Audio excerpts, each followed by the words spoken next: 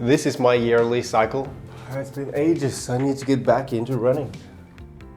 And I do. I run consistently for a couple of months, but then it starts fading. A few months or half a year goes by again, and then I think to myself, it's been ages, I need to get back into running. And I do, and the cycle continues. And that's how it's been for the past 10-15 years. As you maybe can tell, I don't love running, but I really want to get into it. One thing that these cycles have in common is that my exertion level and my pace and how grueling I find running is basically always forever stagnant. I rarely have the progress that I do expect, but I do know that there is one way to drastically improve my capacity, and that's by doing interval training. And I have many times tried to get into interval training and doing it frequently, but man, that's hard. And I think to myself, why am I doing this even more grueling? I'm not trying to become a sprinter, and I can't focus on my audiobook in these intensities, and then I just don't do it anymore.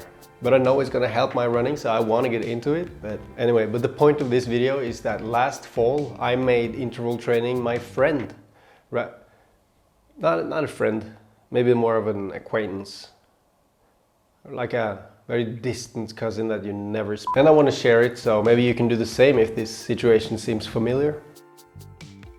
When you run at lower intensities, the metabolism in your muscles, in this case the legs, will be more effective because of these physiological changes, meaning that the energy and oxygen transaction will be more efficient. However, for the same thing to happen in the lungs and the heart, you need to train at a pretty high intensity.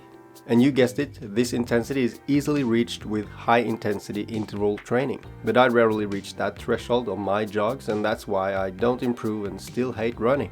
Or well, you know, I don't hate it, but I wish it was not so hard and maybe a bit more pleasant. This fall I was in a good momentum with frequent running, much thanks to a fitness series on this channel. And on my usual jogging route, there is this one specific place where fatigue started setting in and I had to reduce the speed. It was right there.